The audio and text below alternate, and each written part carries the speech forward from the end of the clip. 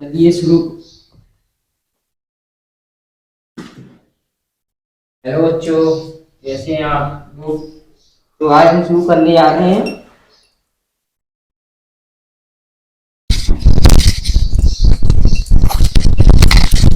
Hello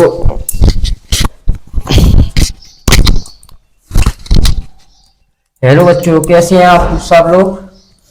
तो आज हम शुरू करने जा रहे हैं मेरा फेवरेट सब्जेक्ट जूलॉजी का first chapter, structure organisation in animal.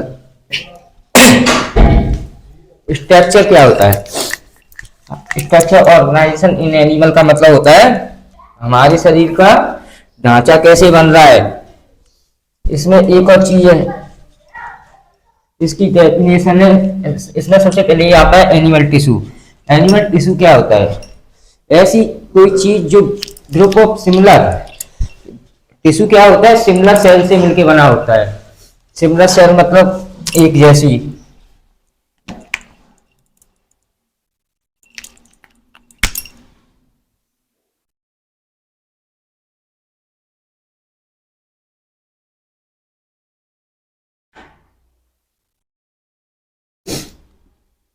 दिख रहा है?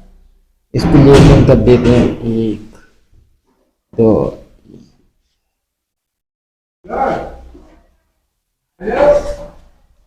ये सभी सेल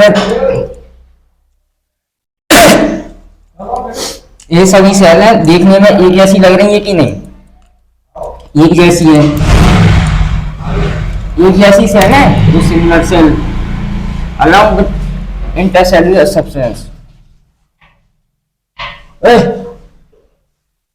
इंटरसेल्युलर सब्सटेंस क्या होता है?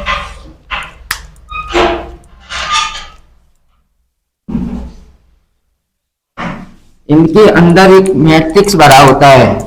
इन सेल्स के बीच जो खाली जगह है ना, वो खाली नहीं होती, इसमें एक मैट्रिक्स भरा होता है और इस स्पेस को कहते हैं इंटरसेल्युलर स्पेस।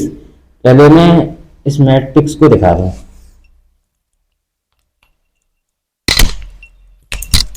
इसको बोलते हैं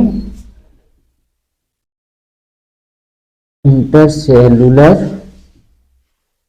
सब्सटेंस, या इसको बोल देते हैं मैट्रिक्स। और इसकी ये जौन सी स्पेस में भरा है इंटरसेल्युलर मैट्रिक्स, तो उस स्पेस को कहते हैं इंटरसेल्युलर स्पेस। और ये सेलें मिलके एक ही फंक्शन करेंगी। ऐसा नहीं है कि ये वाली सेल डाइजेशन कर रही है तो ये एब्जॉर्प्शन करेगी या रेस्पिरेशन करेगी। ये सभी सेलें एक ही काम करेंगी। ऐसे ये सेल मिलके कर रही है डाइजेशन, तो ये वाली भी डाइजेशन करेगी, ये भी डाइजेशन करेगी। इसीलिए मैंने लिखा है विच परफॉर्म स्पेसिफिक फंक्शन, एक ही फंक्शन करेंगे।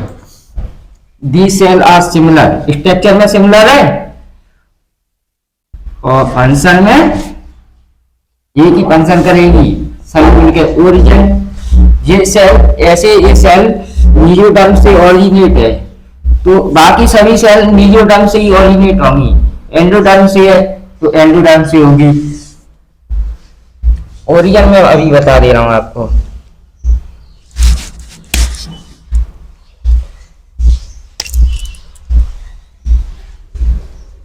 देखिए देखो आ रहा होगा, आ रहा है। इस बार में है इसमें ओवन को फिर ओवन को फर्टिलाइज किया। फर्टिलाइज किया तो क्या बना? जायगोट।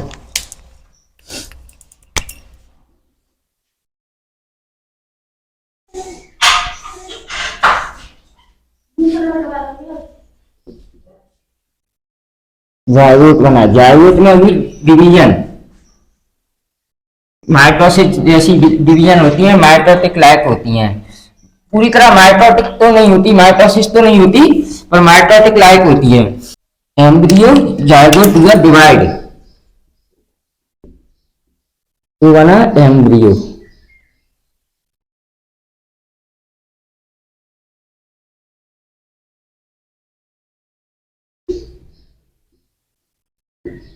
एम्ब्रियो की सेल्स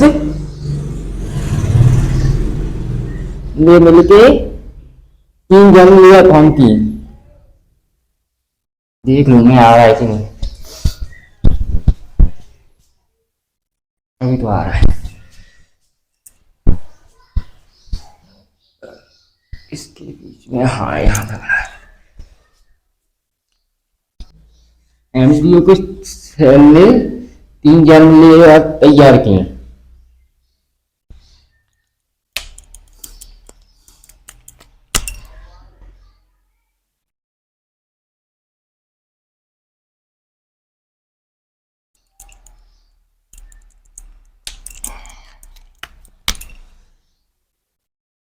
सबसे बाहर की को बोलते हैं एक्टोडर्म, इसके अंदर वाली को बोलते हैं मेसोडर्म, और इससे अंदर वाली को बोलते हैं एंडोडर्म।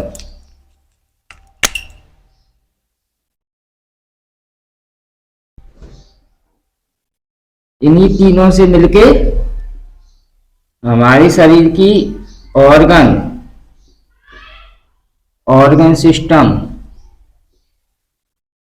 सभी फॉर्म होते हैं। इन्हीं तीनों से मिलकर हमारी पूरी बॉडी बनी होती है। देखो मैंने तीनों चीज समझाई, देखो सिमिलर सेल है, एक जैसी सेल है, अलॉन्ग विथ इंटरसेलुलर सब्सटेंस, इनके बीच सब्सटेंस भरा है। कहाँ भरा है? जो एक अलग एक जैसा ही फंक्शन करता है।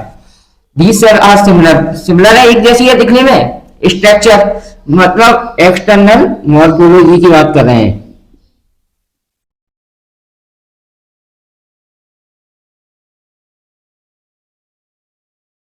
बाहर से दिखने में फंक्शन ओरिजिन देख लिया सिंपल, जैसे कि एग्जांपल मैं दे रहा हूं, एक होता है कनेक्टिव टिश्यू,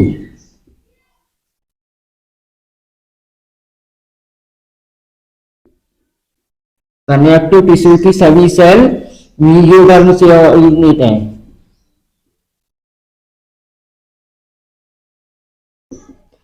तो ऐसा नहीं है कि कनेक्टिव टिश्यू की कुछ सेल है एंडोडर्म से होंगी, ऐसे एक्टोडर्म की हो,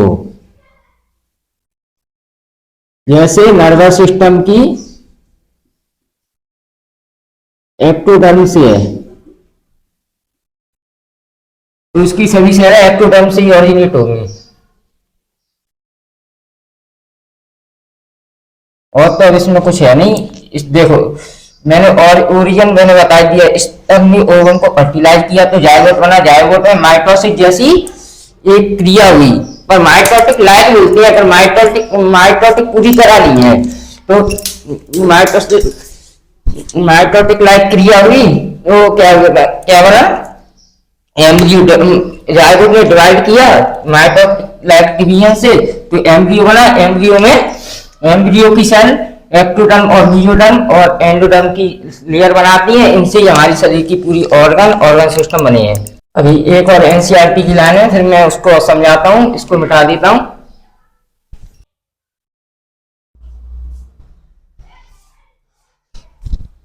ये एनसीईआरटी की लाइन दी है, इसको समझना मतलब एनसीईआरटी की लाइन है, एनसीईआरटी में इसको अच्छी तरह समझाया नहीं है, इसलिए इसको समझ नहीं आती। अब आप ही देख लो, बेस्ड ऑन द स्ट्रक्चर, अब तो मैंने समझा दिया तो थोड़ी बहुत आ जाएगी।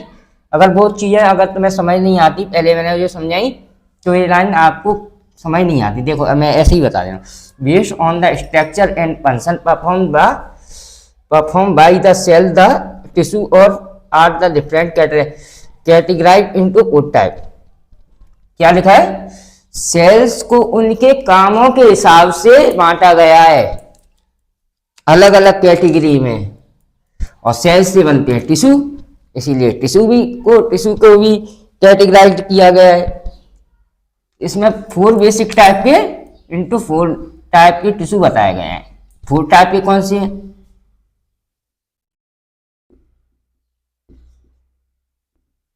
एपिथेलियल, कनेक्टिव,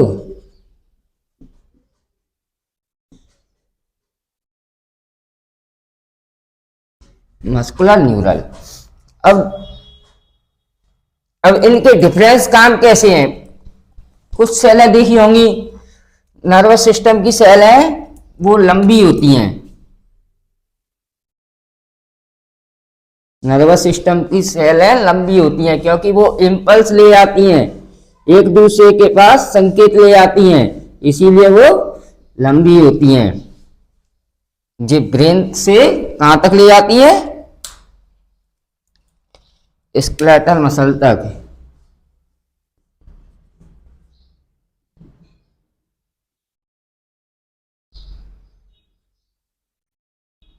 अगर सेलें ये अलग अलग नहीं होती तो क्या एक ही काम करती, एक जैसी होती, तो हमारे शरीर में तो अगर ब्रेन से ये स्केलेटल मसल तक नहीं ले आएगी तो मैं ऐसे हाथ को कैसे घुमाऊंगा, लिख कैसे पाऊंगा? तो ब्रेन से ये इम्पल्स के लिए तो कैसी चाहिए? लंबी और ब्रांच। लंबी है इसीलिए एक दूसरे के पास ये इम्पल्स ले आती हैं। अब आती है एक और सेल,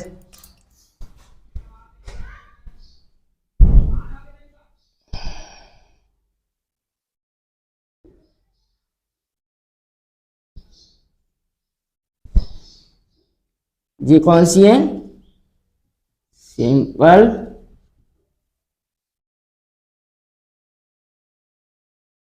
एपिथेलियम की सेल। ये क्या करती हैं? ये बहुत पतली होती हैं, तो ये एयर को आगे पीछे ले आती हैं, ऊपर से नीचे। और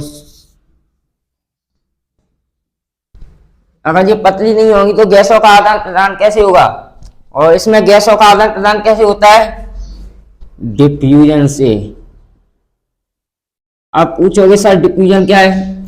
वैसे तो मैं डेफिनेशन लिखवाऊंगा डिफ्यूजन की, आगे आगे बहुत काम आएगी।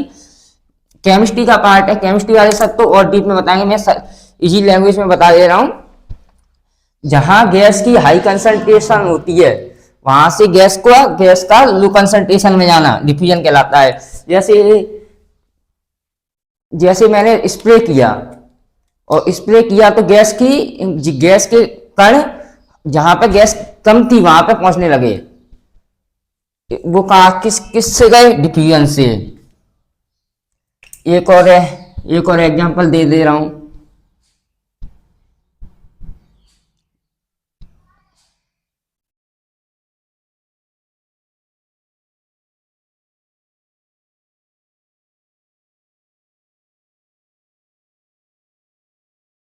अरे इसमें इंक डालनी पड़ेगी, अभी डाल दूंगा, होने वाला है।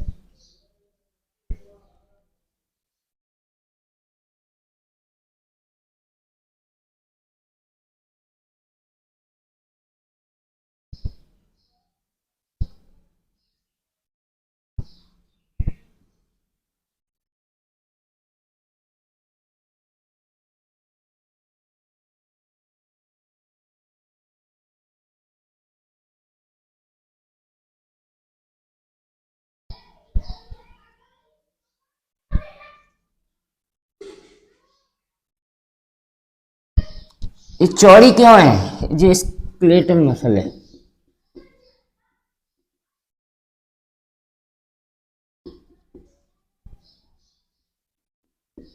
क्योंकि इसके अंदर प्रोटीन भरा होता है।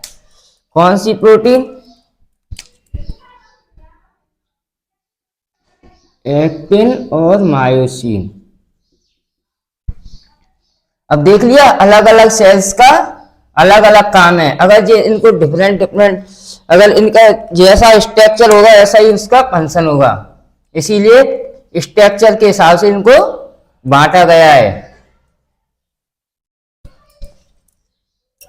जैसी सेल का स्ट्रक्चर होगा वैसा ही फंक्शन परफॉर्म करेगी, अलग थोड़ी ना करेगी। अब ये स्क्वेमस सेल है, ये क्या कहते हैं संदेश थोड़ी ले जाएगी, इसका काम है O2 और CO2 को देना। हर सेल का अपना अपना फंक्शन होता है। ऐसे तो हर कोई हर काम थोड़ी ना कर सकता है। इंग्लिश वाला टीचर मैथ थोड़ी पढ़ा लेगा। तो उनको कैटेगरी किया के उनको बांटा गया है इसके हिसाब से। एनसीईआरटी की एक और लाइन समझा रहा हूं मैं आपको।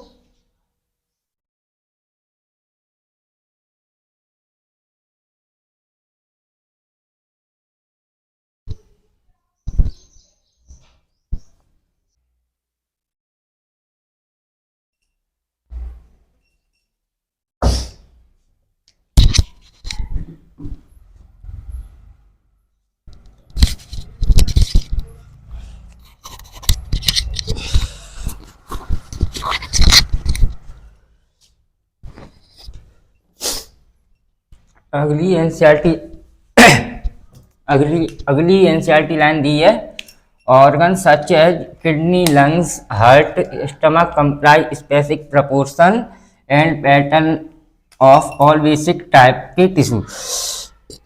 इसका मतलब है कोई भी ऑर्गन है जैसे कि हार्ट, स्टमक, लिवर, इसमें चारों टाइप के टिश्यू पाए जाएंगे। चाहे उनका कोई भी टिश्यू है उनमें चारों, कोई भी ऑर्गन है उसमें चारों टाइप के टिश्यू पाए जाएंगे।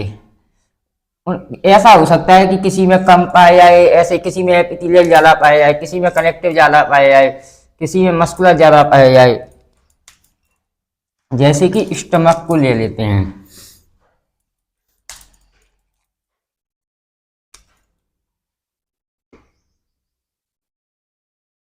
स्टमक में एपिथेलियल भी पाया जाएगा, कनेक्टिव भी पाया जाएगा, मस्कुलर भी पाया जाएगा और नर्वस भी पाया जाएगा।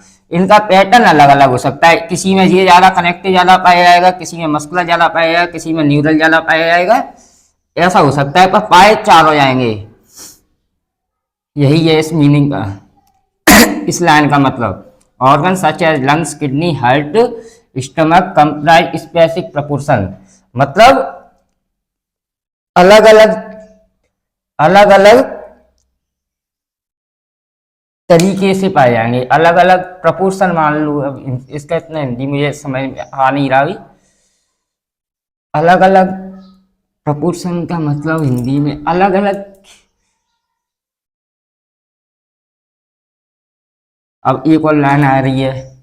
When a two or more organ perform a common function by their physical and chemical interaction together from organ system. Organ दो या दो से अधिक ऑर्गन मिलके एक ही काम करते हैं। जैसे कि मैं बता रहा हूं,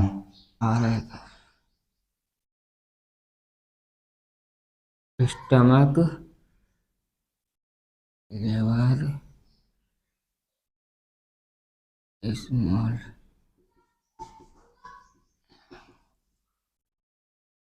और ये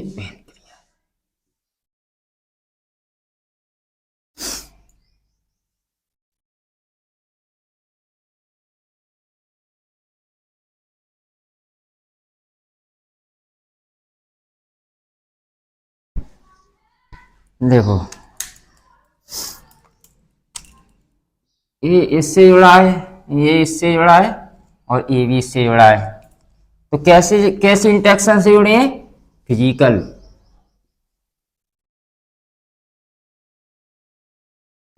और आते हैं केमिकल पे।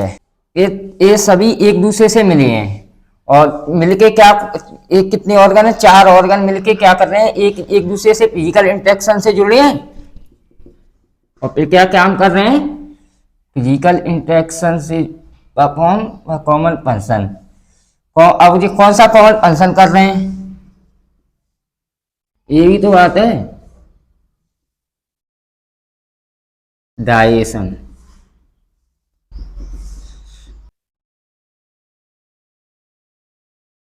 कौन सा कॉमन फंक्शन कर रहे हैं?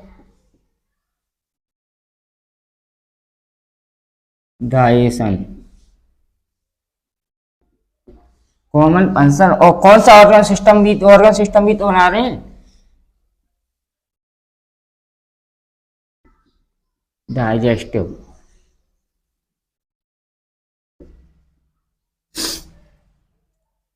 अब आते हैं ये तो फिजिकल हो गया, अब आते हैं केमिकल इंटरेक्शन पे।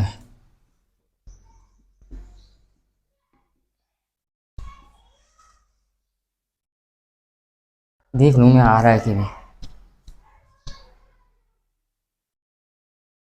अभी तो आ रहा है।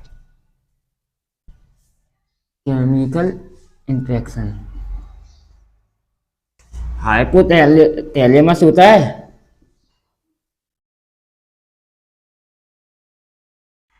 एक हार्मोन हार्मोन हाइपोथैलेमस एक ऑर्गन हार्मोन रिलीज करता है, GnRH। जी करता है, एक्ट करता है एंटीरियर पिट्यूटरी पे। ये वापस एंटीरियर पिट्यूटरी दो हार्मोन रिलीज करती है, FSH और LH, और जी काय पे एक्ट करते हैं, ये दोनों हार्मोन ओवरी पे। फिर ओवरी क्या करती है, अपना फंक्शन।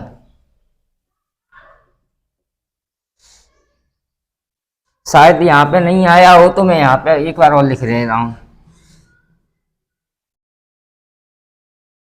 केमिकल इंटरेक्शन समझा रहा हूँ। हाइपोथैलेमस एक ऑर्गन है, ये ऑर्गन रिलीज करता है एक हार्मोन GnRH, ये आपके टाइप एक्ट करता है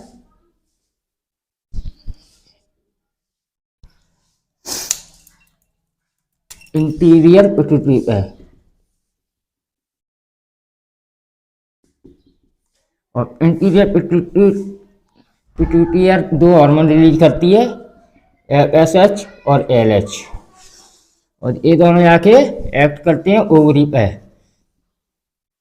और ओवरी फिर अपना फंक्शन करती है। देखो इसमें हाइपोथैलेमस एक ऑर्गन, एक इंटीरियर पिट्यूटरी दो ऑर्गन, और तीसरा ओवरी। इसमें तीन ऑर्गन मिलके एक कॉमन फंक्शन करते हैं, मिलके कौन सा वो बना रहे हैं, सिस्टम कर रहे हैं, कौन सा ऑर्गन सिस्टम बना रहे हैं, एंडोक्राइन सिस्टम। और इसका कॉमन फंक्शन क्या है, रिप्रोडक्शन। एक चलो मिलते हैं एक और नए टॉपिक के साथ, तब तक के लिए बाय बाय, टेक केयर। देख लेना, उतार लेना।